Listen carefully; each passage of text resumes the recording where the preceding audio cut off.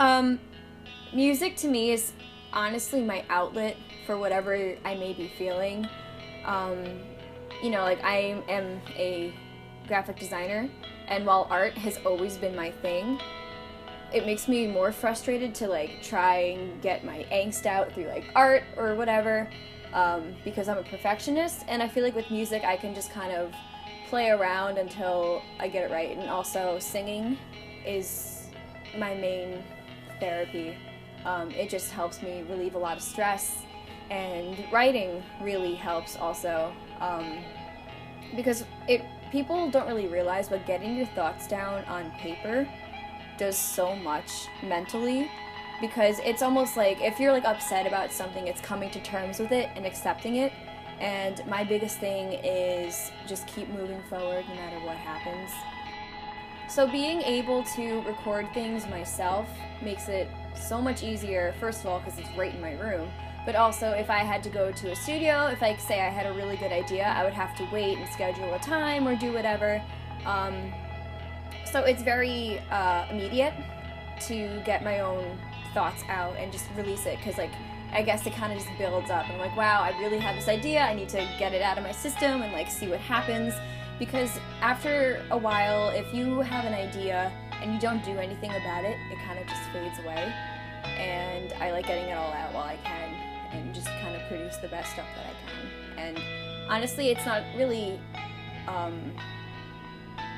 don't know, it's just a lot of fun for me to do. And to have other people come up to me like, hey, I like your music, like I can relate to the song, that means a lot, because it's, I guess you put a part of yourself in the work that you create, and that's really, really important. And I don't know, if I can help people in any way with my music, that really is all I need.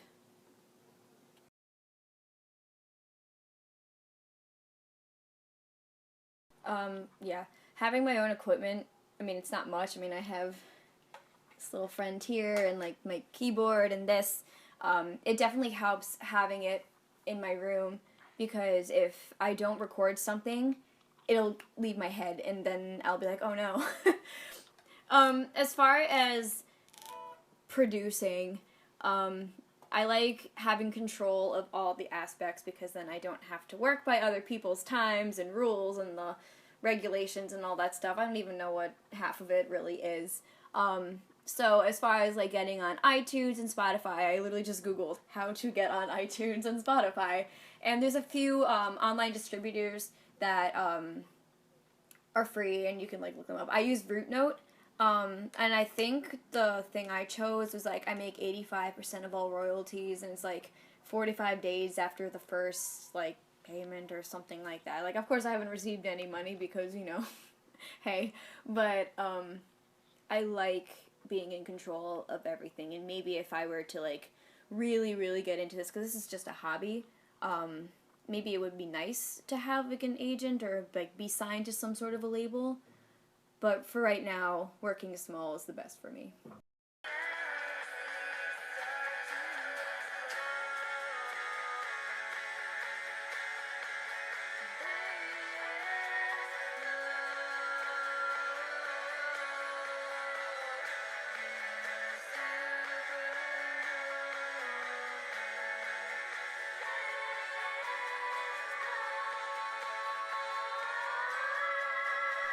Touring straight out of pocket, well, we didn't really have a lot of money when we did it. Our budget kind of, our food supply consisted of like Pop Tarts and like peanut butter and jelly sandwiches and Chick-fil-A at one time. But other than that, paying straight out of pocket, it's pretty expensive. You don't really have much real, especially like kids like our age, like working at like at the time I was working at Mighty Taco, and other people were working at like Tim Hortons or something else. But it's really hard, especially we had help touring too. We didn't even bring that into consideration. We didn't have to rent a trailer, we didn't have to rent out of vans because we had people help us out. But that's just the local music scene, just like trying to help, being good people and just trying to help each other out at the time, which was very, like, that was very nice of them. But yeah, it was still pretty expensive for just gas money. you have to do things on the side or also get bored, like go places. So, yeah, it can be expensive even after like 2-3 days. People, people are kind enough to let us and other bands into their house to feed us and to like let us sleep on their couch, which was very, like I said, it was very nice of them. I'm still surprised, like, some of those people, like, we still have good connections with. I think it's more, people need to be more optimistic and open about things when it comes to recording-wise, because they don't realize that some of these recording artists are doing the same thing, if not worse, than you would be doing. Because you can go into a studio and they'll be like, that's $100 for a song. If you're if you're like a 5-piece band and you're paying for a 5-song EP, that's $100 a person. When you guys could be putting that $500 towards recording gear, and you can record it all yourself better than that jackass would. What bands don't understand is, like, once you get signed to a record label, all you're really getting is basically someone to loan you money that you have to pay back. And I actually had a conversation with a friend of mine about a few months ago.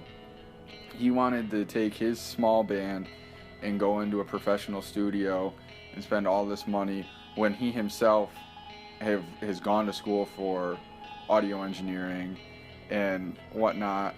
And my argument was that there's no way you should spend the money to go and get professional recordings if you don't have a record label backing you, because no one cares about the sound quality unless you yourself are an audio major like he was. In my opinion, if you have the means to do it yourself, which he did, just record yourself. And there's so many ways to do it now. People are recording at home all the time, and that's why you have so many people recording their own music, or going out, and so many bands are coming up. So many bands are able to put their music online for free for these donations, however they want to put it out there. There's really no need to go to a professional studio until you get signed. And yeah, I guess that's where I was going with that. I think recording yourself is more beneficial to independent artists, because a lot of people aren't going to care if you went to a big old studio and spent $50 an hour to punch out your single, because you're not going to get that money back, that $50 an hour that adds up to maybe $300 for, a good studio session, and then you got to mix it and you got to master it.